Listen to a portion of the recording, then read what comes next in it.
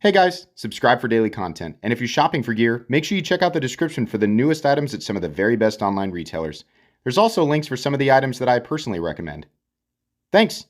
What's going on YouTube? Metal Complex here, and today I've got another interesting knife review / knife overview to share with you guys. This is the Kubey KU342, a very inexpensive knife that is absolutely available right now. I'll link it right down below alongside Kubey knives in general. If you are new to the knife world and you're looking to start with something that won't break the bank, Kubey is a good place to start. They have about a bajillion knives in this category, so if you want this one, great. If you want to take your time looking, take your time looking. They've got some good stuff. Thanks to Kubey for sending this in. Thanks to my patrons for supporting me. And please make sure to follow me on Instagram at metal_complex. This is going to be a quick review because this is a very simple knife and it doesn't require anything complicated.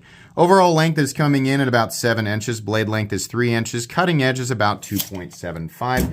How about some size comparisons up against the Ontario Rat Model 2? How about up against the Demco AD 20.5?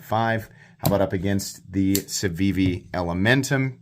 How about up against the Spyderco Para 3? How about the Pyrite from CJRB? There we go. And maybe the last one to do would be the Benchmade Bug Out. Alrighty, how's the action on this guy? This is a liner lock. Kubey knives are made in China, but they are known for excellent quality control. It is not a risky purchase to go with a Kubey because they are very, very consistent. Thumb stud action is good. There's no double clutch. The detent is tuned correctly, and the flipper tab is pretty low profile. This is kind of run of the mill. This is about what we expect. This is no different. It's good. It's what you need it to be. Thumb studs are a little bit small, but otherwise they're fine. How about carry profile? Thickness up against the Spyderco Para 3. It's a little thicker because they don't have the liners nested, but it's not that big of a deal. Length and height up against the PM2, and Para 3. Couldn't find it there for a second. Lengthwise, it's actually shorter than both. Height-wise, it's also shorter than both. It's just a little bit thicker. I don't think many people will really notice that in the pocket, but possibly. It depends on what you've been carrying. How about we do a hardware check? Let me get out my tools as per usual. My tools are very inexpensive and very recommendable. You can find them right down in the section of my description that talks about the tools I use on this channel. We have a T8 pivot. We also have T8 body screws, and then we have a couple of T6 pocket clip screws. This is very simple construction, very easy to take apart. I'm glad they're still using T8. As long as you have quality tools and a place to put your hardware, you should be good to go. Materials, we're looking at G10 scales that are peel ply textured, steel liners, and an AUS 10A blade. Let me go ahead and reset this. I don't know what it was doing off camera. Here we go. The weight is coming in at 3.77 ounces, which is not a perfect ounce to inch ratio, but it's fine. I really don't think too many people are going to be complaining. The knife is, I was about to say butt heavy, but it's honestly balanced right where you're going to have your index finger. So this should be pretty, just like kind of right there in the normal pocket knife zone for a lot of people. Let's go ahead and measure blade stock thickness.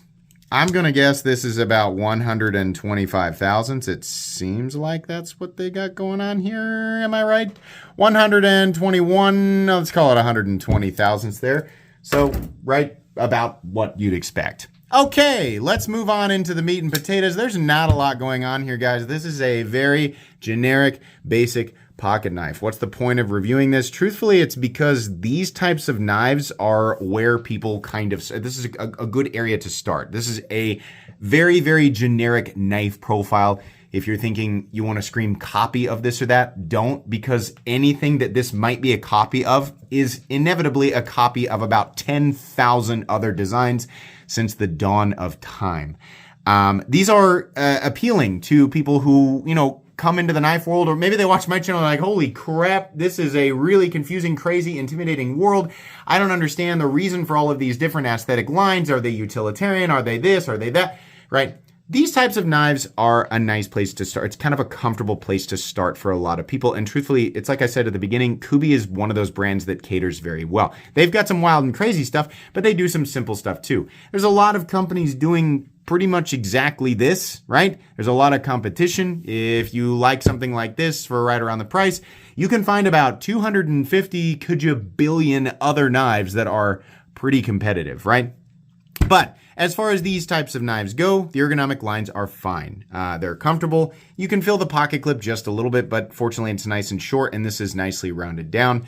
I have just barely a 4-finger grip, but I'm kind of pushing it there. If your hands are slightly larger than mine, I wear an XL glove, then you're going to be cramped in here. If you don't care, right, for 3 fingers on it, like if that doesn't bother you, then no big deal. If your hands are smaller than mine, it'll be just fine. These are flat scales that have been chamfered at the edges. So really, as far as ergonomic goes, it's generically comfortable. Nothing amazing, but, you know, comfortable enough. The overall fit and finish is, as per usual, very good. Kubey does a good job. They don't usually screw this stuff up, so that's nice. We have a basic tumbled finish on this blade. As is per usual with Kubey, you'll probably find these in a wide variety of different colors. Maybe. I actually was only able to find this one, but considering this is like the it's got like an A at the end of it, or a B, KU342B, or maybe this is the A and I mixed the boxes up. It means there are a couple of different variations, so you can check out, I'll try and have them linked down below. You can check out the different colors. We have a nice tumbled blade, very simple. Kubey on one side and then AUS 10 on the other. I said it was AUS 10A, it's actually AUS 10. What's the difference? AUS 10A is annealed. Technically it's better, but it's a lot like putting a top hat on something. It looks a little bit more fancy, a little bit fancier, fancier. I'm not really sure. But it doesn't really, you're not really going to notice it much while using it. This steel is all right at this price point. We've been spoiled with blade steels in the budget territory. And by budget territory, I mean anything under $75.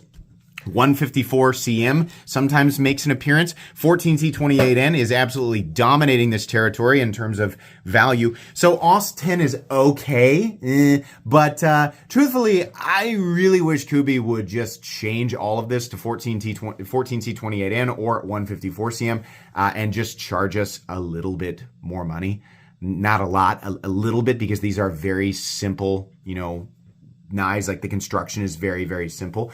It's not a bad steel. You're not looking at like 7CR whatever MOV. You're not looking at, you know, 440A or something like that. No, it's okay. It has decent edge retention. It's corrosion resistant or stainless, right? Reasonable toughness, very easy to strop up, but you're not going to notice any amazing performance out of this, right? And truth be told, 14C28N is only marginally better in most areas. It's just a better value steel. It's a better balance of composition. So I don't want to come down too hard on AUS 10 here because we are in the general territory where it makes sense.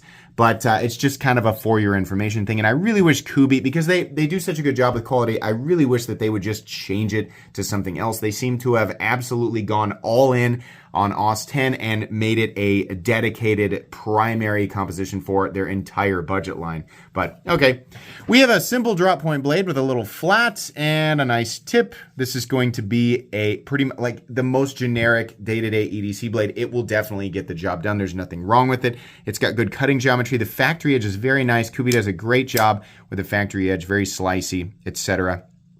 Let's see here. What else was I going to talk about with the blade? I don't think anything. I don't think there's really anything else to say here. It's going to do what you expect it to do.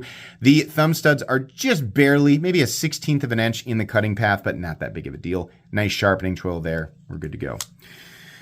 We have mounting positions for left and right-handed carry, which is great. Lefties, this is a very easy knife to manipulate. I am right-handed and I have no problem manipulating this knife, so it is a right-handed liner lock, but no big deal. We do have, no, in fact, we don't have a lanyard hole.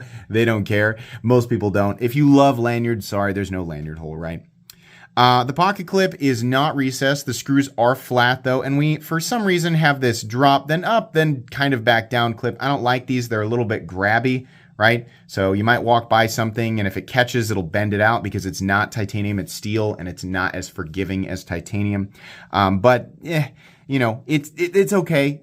You just kind of have to be mindful of that, but not really that big of a deal. In and out of the pocket, it's very easy, but the clip is riding on a peel-plied surface, peel-plied textured surface. So over time, this will fray your pants up. But I mean, if you're watching knife content, you look down at your pocket right now, it's probably already frayed up, right? So you might be used to that. I'm just glad that they considered lefties.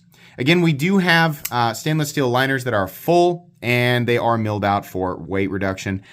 We waited earlier, I guess. We got a couple of standoffs, pretty typical construction here. Organic lockup is right about 20-25%, which is fine. There is a stop pin located in the traditional place with a little bit of shouldering, so that's nice. It does run on bearings. I don't know if I mentioned that, but I think we can actually see in there the knife is running on bearings. Organic lockup here after you flip it. No blade play, up, down, left, or right. That's pretty typical of Kubey. No lock stick, no double clutch, no pivot lash, consistent action in here, and a nice clicky detent with perfect centering. The tip is a little bit, they carved the tip a little bit more on one side. Or is that some sort of optical illusion? Maybe slightly, I don't know, yeah. But the blade is actually centered, so that's nice. No pivot lash either. $56 is what you'll find this for. Periodically, you might find it for a little bit less on Amazon. As far as, you know, the pricing goes and the build quality, it's fine. There's absolutely nothing impressive here. We are so spoiled in the knife world because the build quality is good. This is a good, dependable knife. You could buy this and, you know, it'll probably serve you well for 10 years if you're not abusing it, right? Maybe more, maybe 20 years. It's fine. If you're looking at this and you're like, I like that, I'm kind of confused, I'm kind of new to the knife world, this looks like a good, clean, safe design, it doesn't look too flashy, yeah, go for it. You'll be happy with it. But the more you look in any direction, the more you'll realize that this is absolutely nothing, not a standout, this or that. There are other knives that are just as good, if not substantially better, for the same or less. But this is a cheap knife that's good enough, right? It's all right. There's really nothing bad here. I mean, it's just like the same type of just general EDC pocket knife design that we have seen a million times over. So in that sense, yeah, there's nothing wrong here. I just really wish, as far as Kubey, the company went, I think that there would be a lot more focus on their knives if they would change this steel, because the steel is about as boring and blah as the rest of the knife. Like nothing's bad, but nothing's amazing. It's just blah, right?